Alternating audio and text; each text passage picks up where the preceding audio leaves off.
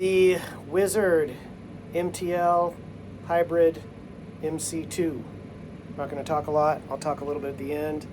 And this is the gain channel, channel 2. I'll go through the signal chain in a little bit, but here's some tones.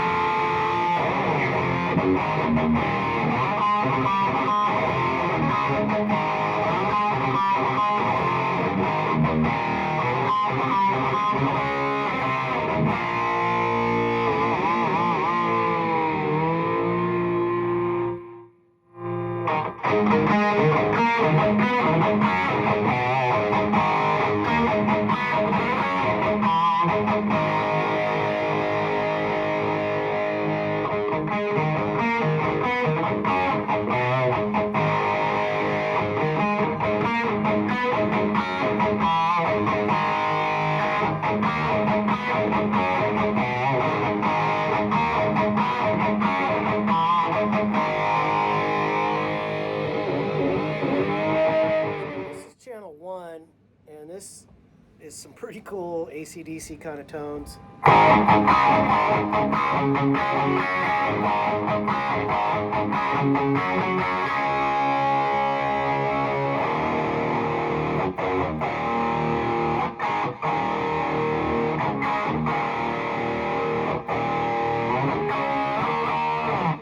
Little more gain than they would probably use. I have so many options to shape the gain.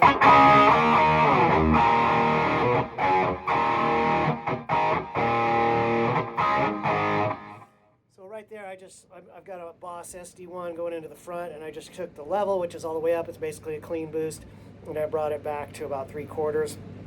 I could also roll off the volume here. I can roll back the gain there. There's just so many options, and that's a very percussive in the room. Not too clean, not too dirty, really good tone. So this hasn't really been shown that I've seen in YouTube, but basically you've got gain, but the saturation is, I guess, the quality of the gain. Nobody really explains that I know of.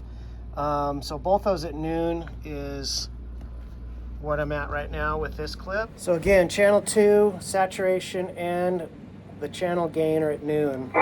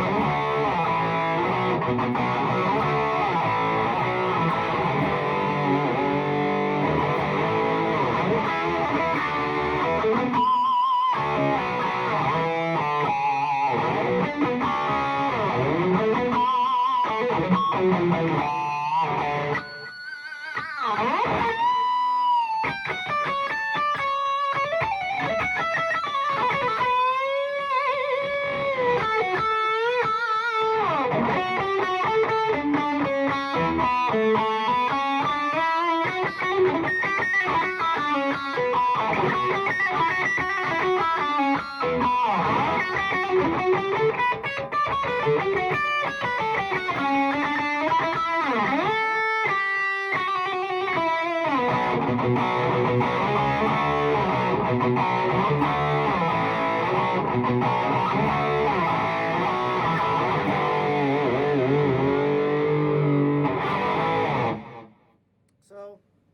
I get these questions all the time. Which is my favorite? Right now, that is. Of course, you spend a lot of money on something, you're bought into it. Really, I mean, first day, I spent 20 minutes with it at lunch. I'm still trying to tweak my processor to get it to change its channels. I haven't figured that out. Just have all the same mix. Boss SD1 into the front, pushing it. There's a bunch of controls on the front. I don't totally understand. There's a depth, there's a contour, stuff like that.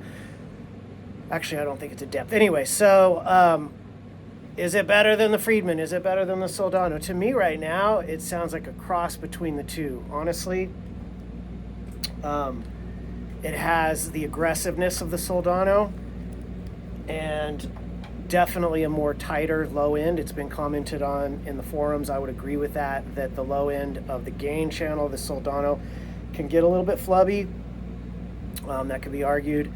Right now, this thing, I would agree, it has, a very tight, there's no flubbiness at all with that saturation knob and the gain knob. You can tailor it however you want. You can make it as bright as you want. You can make it as dark as you want.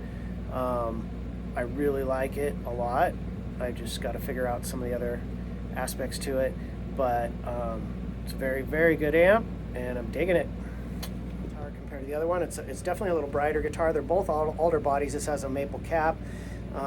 That neck is roasted, so that one's a little more full, a little more, I wouldn't say dark, just a fuller body, but you can hear this one will cut through the mix. So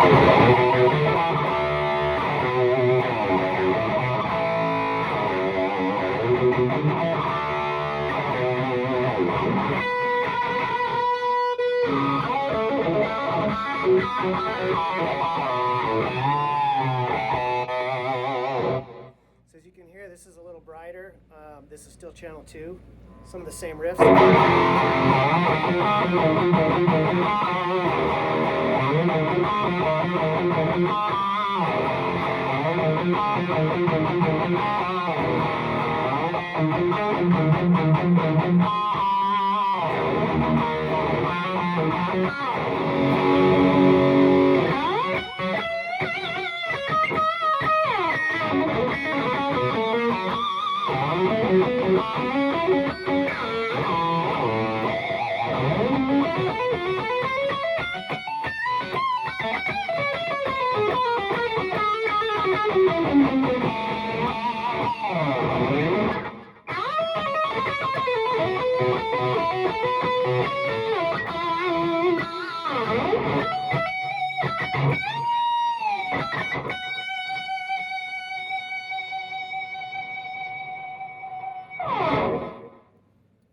Okay, so the other really, really powerful thing I want to demonstrate is channel 1.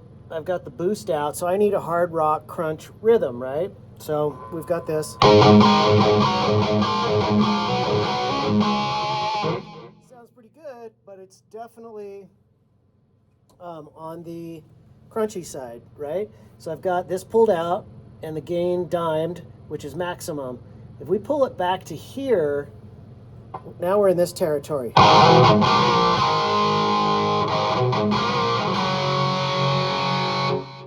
at noon. The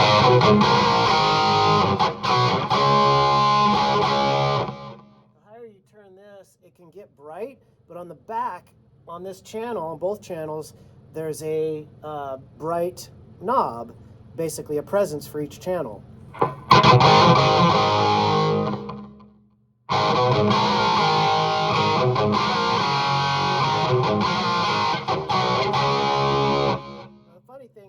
I would always turn the gain up more on that, but I think on that recording it wasn't much more than this. And of course you listen to Def Leppard live and they're using a ton more gain, but back then it was that AC/DC vibe of really, getting that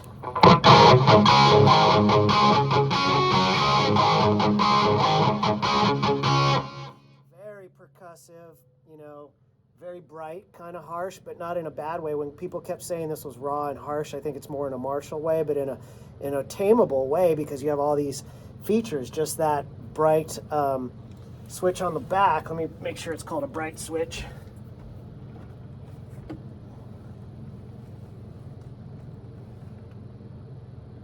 Yeah, it's lead bright and rhythm bright. And it's not a switch, it's a knob, a dial. So anyways, those are some more really, really cool features that allow you to tone shape